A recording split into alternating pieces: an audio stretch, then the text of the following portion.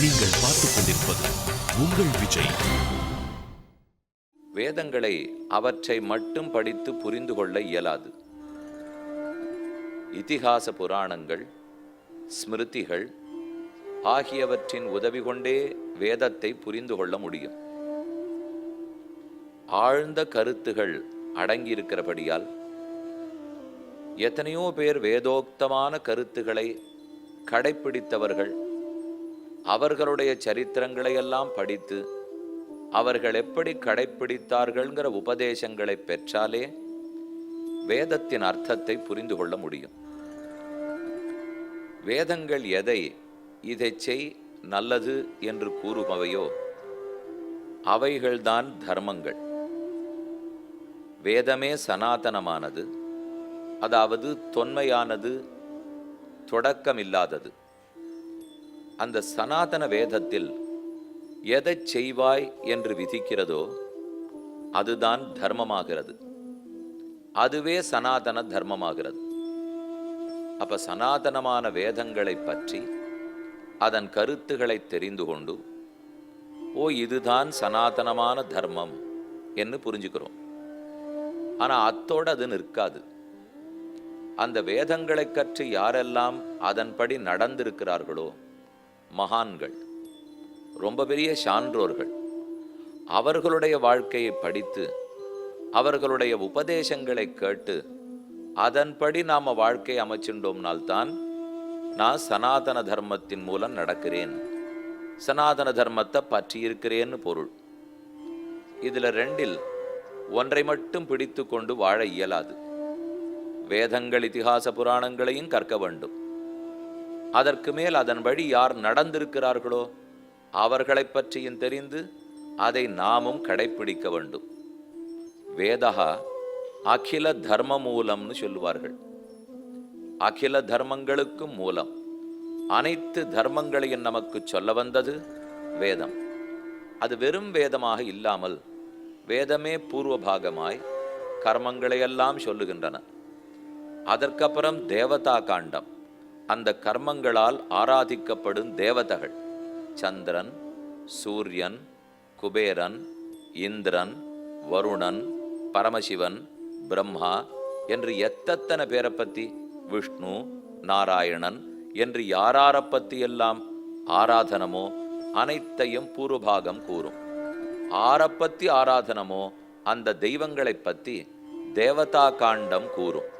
அப்போ முதல்ல கர்ம காண்டம், நாம் செய்யும் ஆராதனங்கள், யாகம், யஜ்ஞம், நித்திய அனுஷ்டானம், அடிப்படையிலிருந்து தொடங்குகிற கடைப்பிடிக்க வேண்டிய ஒழுக்கங்கள் அத்தனை வேதங்கள் கூறும். அதற்கடுத்தது அவற்றால் ஆராதிக்கப்படும் தேவதைகளை கூறும். இந்த ஒழுக்கத்தை நான் செய்தால் போதாதா? எதற்கிப்ப தேவதைகளை பற்றி தெரிஞ்சுக்கணும்னால் நாம படைத்து கொள்ளவில்லையே. மழை தண்ணீர் வேணுமானால் நமக்கே உற்பத்தி பண்ணிக்கிறதுக்கு தெரியாதே. காற்று வேணுமானால் உற்பத்தி பண்ண புரியாதே. அப்ப நாம வாழறதுக்கு அடிப்படை தேவைகள் என்னெல்லாமோ, அரிசி வேணும், கோதுமை வேணும், பருப்பு வேணும், உட்கார்றதுக்கு பூமி வேணும், படுக்கிறதுக்கு படுக்க வேணும், குடிக்கிறதுக்கு தண்ணீர் வேணும், நல்லா சுகமா இருக்கிறதுக்கு காத்து வேணும், மேன்மேலும் சந்தானத்தை பெருக்கிறதுக்கு மேல உறவுக்காரர்கள் வேண்டும், நல்லது சொல்றதுக்கு நண்பர்கள் வேண்டும்னால் இது யாரையுமே நாம உருவாக்க முடியாதே. நம்ம உருவாக்குற சக்தி இல்லைன்னு நமக்கு தெரியும். அப்ப யார் அதை கொடுத்திருக்கிறார்களோ அவர்களுடைய மேன்மையை ஏற்றுக்கொண்டு தொழுதுதானே தீர வேண்டும். நான் பிருத்திவி, அப்பு, தேஜஸ், வாயு, ஆகாசத்தை உருவாக்கவில்லை. ஆனா அது இல்லாமல் என்னால் வாழ்க்கையை நடத்த முடியாது. அப்ப அதை யார் கொடுக்கிறார்களோ அவர்களை நான் வணங்கித்தான் தீர வேண்டும். நான் அதை உருவாக்கலேன்னு தெரியறது. ஆனா யார் கொடுத்தார்கள்னு புரியலை. யாரோத்தர் கொடுத்தாத்தான் கிடைக்கும்னு புரியுறது. 3 வாக்கியமும் உண்மை தானே. அது இல்லாம நான் வாழ முடியாதுன்னு எனக்கு தெரியறது. ஆனா அதை நான் உருவாக்கலேன்னு புரியுறது. யார் கொடுத்தார்கள்ங்கிறது எனக்கு தெரியல. ஆனா ஆரோ கொடுத்துருக்கணுங்கிற உண்மை புரியுறது. இந்த 4 வாக்கியத்தையும் சேர்த்தால் யாரான ஒருத்தர் அதுக்கு பதில் சொல்ல வேண்டாமா? அப்பதான் வேதங்கள் உதவிக்கு வந்து, கவலைப்படாதே, என்னென்னத்தை உனக்கு கொடுத்ததை யாருன்னு சொல்றேன். ஆனா நான் சொல்றதை தெரிஞ்சுன்னுட்டு வெறுமைப்படக்கூடாது. எப்ப கொடுத்தவர்கள் இன்னார்னு தெரிஞ்சுடுத்தோ அவனுக்கு உன்னுடைய நன்றி கடனை செலுத்து. அப்பதான் மேலும் மேலும் அது உனக்கு நிறைய கிடைக்கும். இப்படியே செய்து கொண்டு போயானால் உன் வாழ்க்கை வளம் பெறுகிறது என்று சாஸ்திரங்கள் கூறுகின்றன. அதனால தான் வேதத்தின் உதவியை நாட வேண்டியிருக்கு. எனக்கு தெரியாத அர்த்தங்கள் அனைத்தையும் சொல்லும், புதிய அர்த்தங்கள் அனைத்தையும் சொல்லும், பொய் பேசாது, என்னை திசை மாற்றி விடாது. ஆகவே அவற்றை நம்புகிறேன். வேதத்தில் தான் அனைத்து தர்மங்கள். எனக்கு கிடைச்சிருக்கிற இத்தனை நல்லதும் கண்ணுக்கே தெரியாத இருக்கிற யார் எனக்கு கொடுத்தது? என்னையே படைத்தது யார்? என்னை சுற்றி இருக்கிறவர்களை படைத்தது யார்? நான் ஏன் இப்படி படைக்கப்பட்டேன்? இதற்குட்டான அனைத்து பதில்களும் வேதம், இதிகாச புராணங்களில் தான் உண்டு. ஆகவே அவற்றினுடைய உதவியை நாடுகிறோம். வேதத்திலே தர்மங்கள் கூறப்பட்டன, அதையும் நன்னா தெரிஞ்சிட்டோம். அந்த தர்ம காரியங்களை எல்லாம் பண்ணோம். இனி கடைசியானது தான் பாக்கி. நாம் செய்த கர்மங்கள் எல்லாம் பார்த்தோம். அதனால் ஆராதிக்கப்படும் தெய்வங்களையும் பார்த்தோம். இந்த தெய்வங்களே தான் முழு முதலா, அல்லது இந்த எல்லா தெய்வங்களுக்கு மேல ஒருத்தர் உள்ளாரா? காற்று கொடுக்கட்டும் வாயு, தண்ணீர் கொடுக்கட்டும் வருணன், அக்னி சுடும் சக்தி கொடுக்கட்டும் அக்னி பகவான். இப்படி ஒத்தொத்தர் கொடுக்கிறார்களே, இவர்களுக்கு தலைவன் உண்டா? இவர்கள் தொண்டர்களா அல்லது இவர்களே தலைவர்களா என்கிற சந்தேகம் எனக்கு ஏற்பட்டதானால், அங்கான்யா தேவதாக இல்லை, உன்னை காட்டிலும் இவர்கள் அனைவரும் உயர்ந்தவர்கள், ஆனால் இவர்களே உயர்ந்தவர்கள் அல்லர்கள். இவர்களையும் படைத்தவன் ஒருத்தன் உள்ளான். இவர்கள் எல்லாரும் அவனுக்கு சரீரத்தை போலே, இவர்களெல்லாம் அந்த பரபிரம்மத்துக்கு உடல் உறுப்புகளைப் போலே அவனுக்கும் அடங்கியவர்கள் தான்.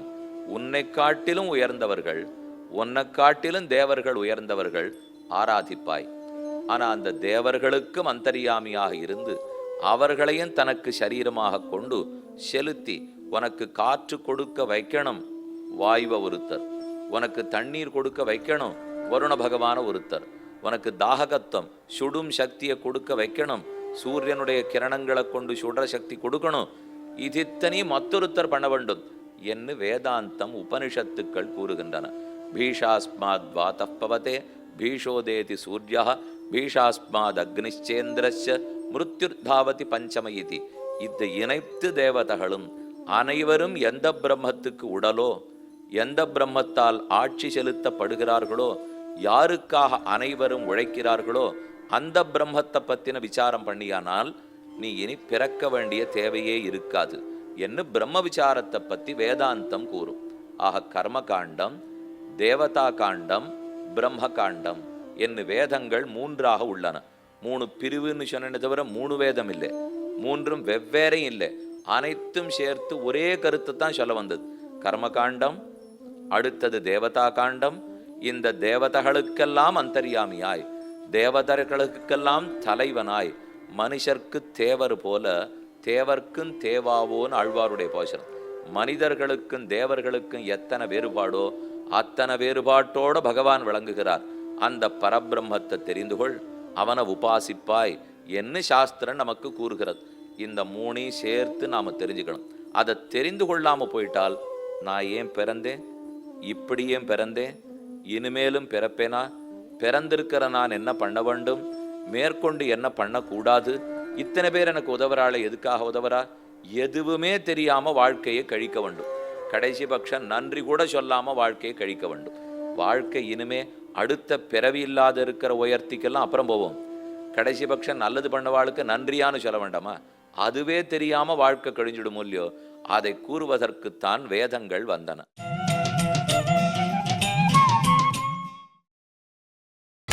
நீங்கள் பார்த்துக் கொண்டிருப்பது உங்கள் விஜய். அறிவிக்கும் அவை வேதங்கள், ஆணை செலுத்தும் அவை வேதங்கள். முதல்ல அறிவிக்கும், இதுதான் தெரிந்துக்கோ. அறிவிக்கும் அறிவிக்கும்னு முந்தா நாள்லேருந்து சொல்லிட்டு இருக்கிறே, எதை அறிவிக்கும்? எதைன்னு தெரிஞ்சுட்டா தானே அதை பற்றி நான் முன்னேற முடியும். 3 விஷயங்களை பற்றித்தான் ஞானத்தை அறிவிக்கும். எனக்கு ஞானம் வளரணும், 3 விஷயங்களை பற்றின அறிவு, அந்த அறிவை போதித்து கொண்டே இருக்கிறது. அந்த 3 பற்றி அறிவிப்பது தான் சாஸ்திரம். தத்துவம், ஹிதம், புருஷார்த்தம் என்ன 3 பற்றியே தான் பேசும். எது தத்துவம், எது ஹிதம், எது புருஷார்த்தம், இதைத்தான் தத்தஹித புருஷார்த்தங்கள் தத்தஹித புருஷார்த்தங்கள்னு சொல்லுவார்கள். தத்துவம் தத்துவம்னா உண்மை பொருள், எது உலகத்தில் உண்மை பொருள் என்று உரைக்கும். ஏன் அது நமக்கே தெரியாதா? எங்கள் அப்பா உண்மை, அம்மா உண்மை, என் வீடு உண்மை என்று சொல்லி என் வாயை மூடுவதற்குள் அவர்களை காணோம்.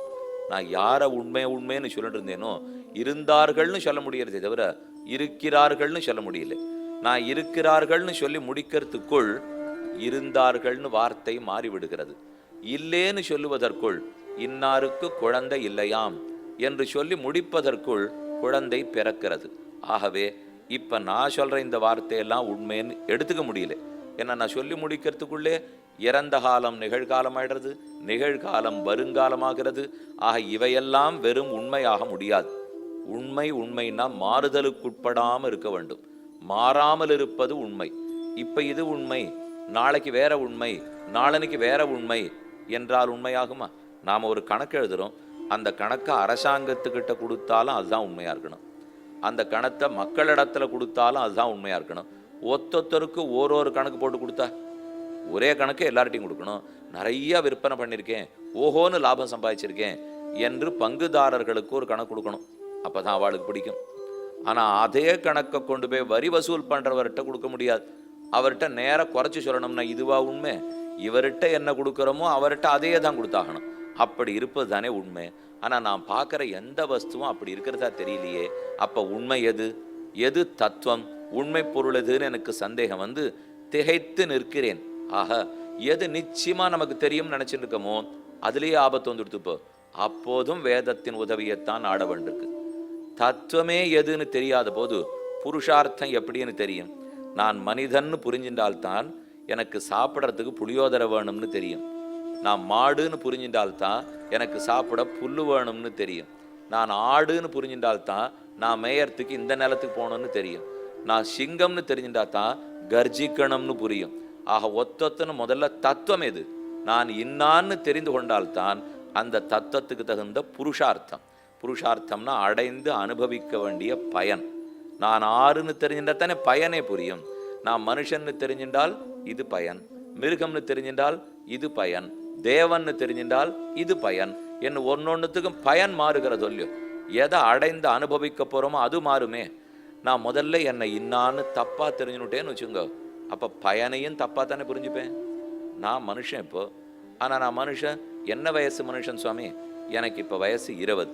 அப்ப படிக்கிற நேரமா? ஆம், படிக்க போகிறேன்.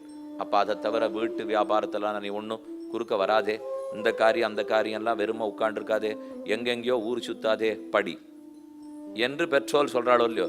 நான் 20 வயது மாணவன் மாணவின்னு புரிந்து கொண்டால்தான் அதுக்கு தகுந்து என்னோடது எதுன்னு தெரியும். இதே எனக்கு இப்போ வயசு 32, கல்யாணம் ஆயிடுத்து, குழந்தைகள்லாம் பிறந்தாச்சு. அப்போ நம்ம நண்பர் ஒருத்தருக்கோ நம்ம ரொம்ப நெருங்கின உறவினருக்கோ ஒரு கல்யாணம். ஆனால் அந்த சமயத்துக்கு நான் ஏதோ ஒரு புஸ்தகத்தை வச்சுன்னு படிச்சுட்டு இருக்கேன். அப்பா சொல்றாரு, என்னால் போக முடியல, நீ போய் நம்ம குடும்பத்துக்காக பிரதிநிதியாக கல்யாணத்துக்கு போயிட்டு வாருங்கிறார். நான் படிக்கணுமே, இப்போ என்னை போய் கல்யாணத்துக்கு போய் சொல்றீரேன்னா 23 வயசுக்கு இதை நீ சொல்லியிருந்தியானா ஒத்துன்னு இருப்பேன்பா. 32 வயசுக்கு இதை நீ சொல்லக்கூடாது, அது முடிஞ்சு போச்சு. இப்ப நீ குடும்பஸ்தன்னு தெரிஞ்சுனுட்டே, அப்ப அதுக்கு தகுந்த கடமைகள் ஆற்று. நான் இன்னான், இன்ன வயதினன், இன்ன உறவினன், இதை தெரிந்து கொண்டாத்தான் புருஷார்த்தத்துல புத்தி போகும். நான் இப்ப என்ன நினைச்சுனுட்டேன், இப்போ நீ பல பேரும் 25 28 வயசு ஆனா கூட கையில வச்சுன்னு விளையாடிட்டே இருக்கா. இப்போ அந்த நாள்லாம் ஏதோ 12 வயசுக்கு விளையாடுவோம், 15 வயசுக்கு விளையாடுவோம். இப்ப எல்லாம் படிச்சு முடிச்சு வேலைக்கு போயிட்டு குடும்பஸ்தர்கள் ஆனப்புறமும் அதை கையில வச்சுன்னு விளையாடிட்டு இருக்காளேன்னா ஒரு விதத்துல நல்லது. ஏன்னா விளையாட விளையாட மனம் ரொம்ப தளர்ச்சி இல்லாத இருக்கும், ஆனந்தமா இருக்கும். ஆனா வாழ்க்கை விளையாட்டுத்தனமா போயிடக்கூடாது. அதை தெரிஞ்சுட்டு நாம விளையாடலாமே தவிர, அப்ப நான் இன்னான்னு புரிந்து கொண்டால் அதற்கு தகுந்துதானே புருஷார்த்தத்துல புத்தி ஏற்படும். இன்னான்னே எனக்கு இன்னும் வேதத்தை அண்டாம புரிஞ்சுக்க முடியல, நானா இன்னும் தத்துவம் எதுன்னு தெரிஞ்சுக்கல. அதை தெரிஞ்சுக்காத போது புருஷார்த்தம் எதுன்னு தெரியாது. வேதம் தான் தத்துவம் என்னதுன்னு சொல்றது. எது அந்த தத்துவத்துக்கு பயன் புருஷார்த்தம்னு சொல்லுகிறது. புருஷார்த்தம் கூட தெரிஞ்சுனுட்டேன், பயன் எதுன்னு புரிஞ்சு போச்சு. நான் இப்போ குடும்ப வாழ்க்கையில் இருக்கேன், 2 குழந்தைகள் இருக்கிறார்கள். இத்தனை ரூபாய் இருந்தால் தான் இந்த குடும்பத்தை நான் நடத்தவே முடியும். இது பயன், அதை சம்பாதிச்சாகணும் பயன்னு புரிஞ்சுது. ஆனால் அதை விட பாதி தான் எனக்கு இப்போ சம்பளம் இருக்குன்னு வச்சுங்க. அப்போ அந்த பயனை அடைய வேண்டிய வழி தெரியாமல் தகைக்கிறேனோ இல்லையோ, அது ஆறான ஒருத்தர் சொல்லி கொடுப்பாளே, அதுதான் உபாயம், ஹிதம்னு சொல்கிறோம். ஆக தத்துவங்கிறது உண்மை பொருள், புருஷார்த்தங்கிறது அது பொருள் எதுன்னு தெரிஞ்சின்ற அப்புறம் பயன் எதுன்னு புரிஞ்சுக்கிறோமே, அந்த பயன்தான் புருஷார்த்தம்.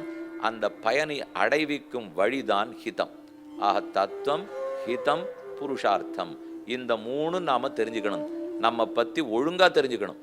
இப்பவும் நமக்கு தத்துவத்தை பத்தின அறிவும் புருஷார்த்த அறிவும் ஹித அறிவும் உள்ளது, யாரும் மறுக்கவில்லை. வேதங்களையே நாம் அண்டாட்டா கூட தத்துவஹித புருஷார்த்தங்களின் அறிவு இருக்கும். ஆனால் சரியாக இருக்குமாங்கிறது தான் கேள்வி. நான் யாரோவாக இருக்க யாரோன்னு புரிஞ்சு விடுவேன். ஆளையே தப்பா புரிஞ்சுக்கவே புருஷார்த்தத்தையும் தப்பா புரிஞ்சு விடுவேன். புருஷார்த்தமே தப்பா போச்சுன்னா வழியும் தப்பா புரிஞ்சுப்பேன். அதுக்குத்தான் வேதங்கள் நீ இன்னார் நீ இணையார் என்று உண்மையை எடுத்து உரைக்கின்றன. அப்ப அறிவிக்கும் அவை வேதங்கள் என்னால் எதை அறிவிக்கும் அவை? தத்துவத்தையும் ஹிதத்தையும் புருஷார்த்தத்தையும், உண்மை பொருளையும் அந்த உண்மை பொருளுக்கு தகுந்த பயனையும் அந்த பயனை கொடுக்கக்கூடிய வழியையும் அறிவிப்பதுதான் வேதம். இந்த மூணையும் சொல்லுமானால் அதெல்லாத்தையும் வேதம்னு ஒத்துக்கலாம். அதை மட்டும்தான் வேதம்னு ஒத்துக்கலாம். மற்றெல்லாம் இந்த மூணை பற்றி சொல்லாமல் வேற எதையோ பற்றி பேசிட்டு இருந்ததுனால் அவை வேதங்கள் ஆகாது.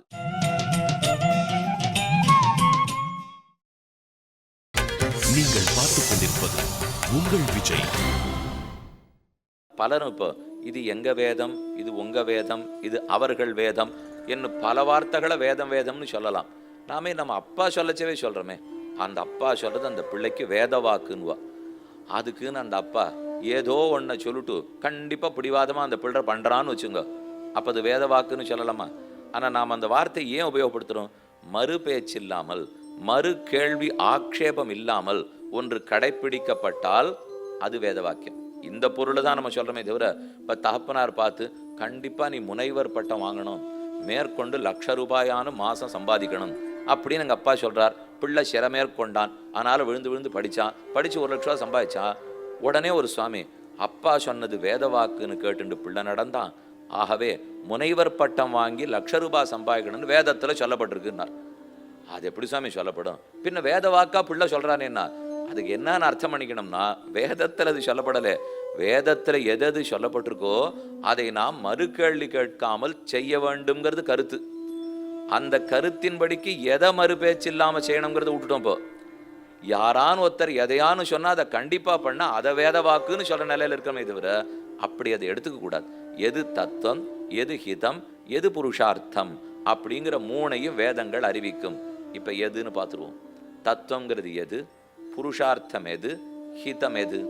தத்துவம் மூன்றே தத்துவங்கள், அச்சித், சித், ஈஸ்வரன் என்று 3 தத்துவம்.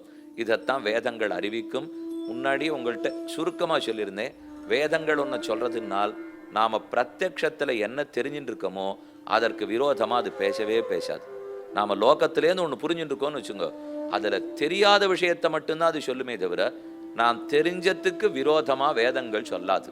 நான் இப்படின்னு ஒன்று தெரிஞ்சுட்டு இருக்கேன், ஆகாச தாமரை எனக்கு தெரியாதோ இல்லையோ, வேதம் ஆகாயத்துல தாமரை இருக்குன்னு சொல்லாது. முயல் கொம்பு எனக்கு தெரியாது இல்லையா, வேதம் முயல் கொம்பு இருக்குன்னு சொல்லாது. அதை நன்னா நம்ம புரிஞ்சுக்கலாம். நமக்கு எது பிரத்யக்ஷத்துல தெரிஞ்சுட்டு இருக்கோமோ அதுக்கு விரோதமா வேதம் பேசாது. பிரத்யக்ஷத்துல நிறைய நான் தெரிஞ்சுட்டு இருக்கேன், கண் முன்னாடி நிறையா புரிஞ்சுட்டு இருக்கேன், ஆனா அதை கோக்கிறது எப்படின்னு எனக்கு தெரியல. இதை தனியா தெரிஞ்சுட்டு இருக்கேன், அதை தனியா தெரிஞ்சுட்டு இருக்கேன். உலகம் முழுக்க படைக்கப்பட்டிருக்குன்னு நான் தெரிஞ்சுட்டு இருக்கேன். படைக்கப்பட்டிருக்கணும்னா படைப்பாளி இருக்குன்னு என் புத்திக்கு எட்டுறது. ஆனா அந்த படைப்பாளி யாருன்னு தெரியல சுவாமி. படைக்கப்பட்ட லோகம் இருக்குன்னு கண்ணால பார்த்துட்டேன், படைப்பாளி இருக்கணுங்கிறத என் புத்தி சொல்றது. ஆனால் யார் அந்த படைப்பாளின்னு எனக்கு கண்டுபிடிக்க தெரியலனால் அங்க மட்டுமே தான் வேதம் உள்ளே புகுரும். அது வரைக்கும் உலகம் இருக்கு அது சொல்லாது, படைப்பாளி இருக்கிறான் அது சொல்லாது, உலகத்தை படைத்தவன் இன்னான் அதை மட்டும்தான் சொல்லும். மறுபடியும் ஒரு தடவை யோசிச்சு பாருங்க, உலகம் இருக்குன்னு அது சொல்லாது, படைப்பாளி இருக்கிறான்னு சொல்லாது, ஆனால் இன்னார் படைப்பாளின்னு சொல்லிடும். அது மட்டும்தான் எனக்கு வேணும். பேச்சிலேயே அப்படிதான் நம்ம வச்சுக்கணும். உங்களுக்கு சில விஷயங்கள்லாம் புரிஞ்ச பிற்பாடு அதை நான் திரும்ப திரும்ப அடிப்படையிலேன்னு சொல்லியிருந்தேன்னா இவர் இப்படித்தான் சுவாமி சொன்னதையே சொல்லிட்டு இருப்பார், அதனால போக வேண்டான்னு விடுவா. வேதம் எங்கேயான அந்த மாதிரி ஒரு அவப்பெயரை ஏத்துக்குமா? அது ஒரு நாளும் சொன்னத்தை சொல்லாது, தெரிஞ்சத்தையே சொல்லாதே. எனக்கு ஒன்று தெரிஞ்சு போயிடுத்து அது உண்மையா தெரிஞ்சுட்டுருக்கேன்னா சொல்லாது. ஆனா நான் தெரிஞ்சின்றதை தப்பா தெரிஞ்சுட்டேன் நான் மட்டும் பரீட்சிக்கும். உண்மையா தெரிஞ்சிருந்தேன்னா பேசாம விட்டுடும், தப்பா தெரிஞ்சிருந்தேன்னா இதை தப்பா தெரிஞ்சுட்டு இருக்கே. ஸ்நாத்வா புஞ்சீத, குழி சாப்பிடு, குளிச்சுட்டு சாப்பிடு.